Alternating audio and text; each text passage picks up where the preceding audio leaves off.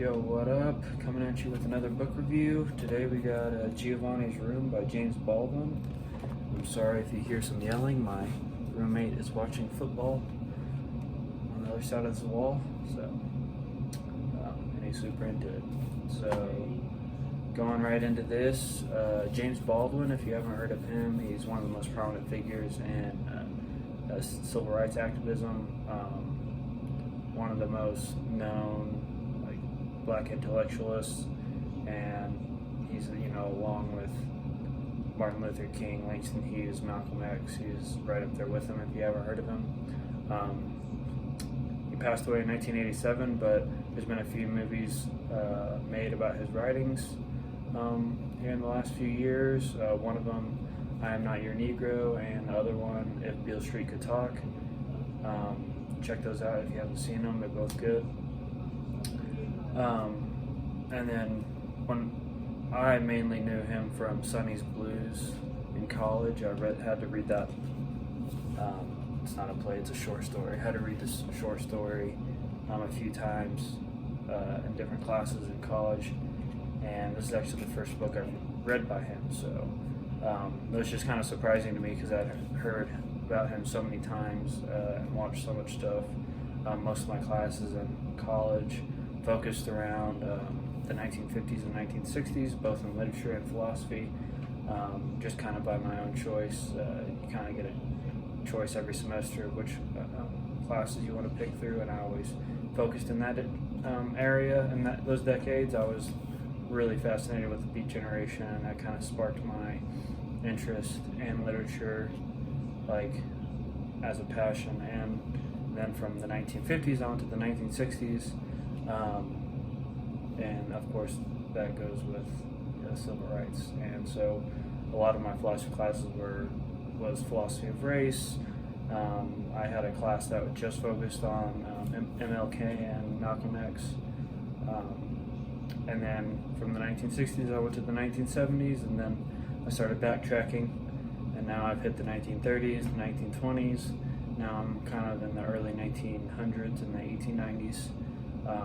But yeah, I've kind of found that working my way back through time with writing has made it a lot easier for me to learn and for me to see the evolution of how language changes, instead of trying to jump all the way. For some reason, growing up, I always wanted to start at the beginning of everything, and so I try to start early on with 1800 writing, and then I just couldn't comprehend it, and I got frustrated and gave up. But yeah, sorry for that little tangent. But moving on to James Baldwin, like I said, he's a civil rights leader. He's a novelist, essayist, poet, activist, playwright. Most of his writing focuses on racial, sexual, and class in Western society. Not only is he a huge speaker for race relations in America, but he's also a huge staple in LGBTQ plus literature, and this book is a staple in that. And so if you're interested in LGBTQ literature at all, then you definitely need to read this. But he was born in Harlem. He lived through the Harlem Renaissance and then the civil rights. He spent a lot of time in Paris.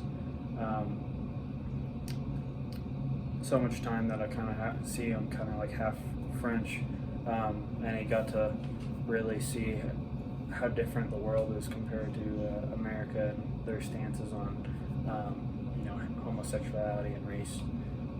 And this book takes place in Paris. But yeah, he's already said that. Yeah, said that too. But yeah, some other of his works that are worth mentioning that I haven't read are Go Tell It on the Mountain, Another Country, Tell Me How Long the Train's Been Gone, and then some of his collection of essays. I've seen The Fire Next Time a lot. Still haven't got to that. Note of a Native Son, and a few others, but I definitely plan on getting to a few of those, if not all of them, eventually. Honestly, I'm kind of burned out on race literature, I guess. Most of all my reading has been American literature, so I've been kind of diving into European literature and other translated stuff that I've never even gotten into. So it might be a little bit before I get to this, but yeah. So a little bit about the story. What I find interesting is James Baldwin, as a black man, is writing in a white perspective. So even though he's known for his race relations and everything, this book doesn't even have any of that. He's a white character dealing with other white characters, and so it's just focused on homosexuality, which I found was interesting and something that I kind of had a hard time remembering. I kept on picturing him as a black man, thinking that there was going to be some problems, but then I had to remember that the main character is David. I think his name is David is white. So, but yeah. So this is about a love triangle. David is about to marry his fiance, and she decides to take a trip because she needs some alone time before they actually make moves. And so while she's away in Italy, I believe, he goes to a gay bar and meets a waiter there, and they start having a thing, and that guy's name is Giovanni, hence Giovanni's room. So pretty much stays with Giovanni in his room for long periods of time, and it's about their relationship and him coming to terms with, coming to terms with being gay, and because it's all kind of a new thing for him. He's always kind of thought he was heterosexual, and he has a girlfriend and everything. So it's a very interesting dynamic.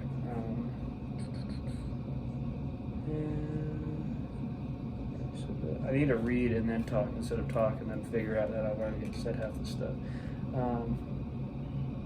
Yeah, it's a tragic love story dealing with pressures of normalcy from society. Although Paris is more accepting than most in the world, it is still difficult. Because this takes place in the 1960s, I believe, 1950s Paris. But yeah, so David ends up moving into Giovanni's room, and they fall in love. But reality kind of starts coming to David, with his father sending him letters, him hearing about Helen.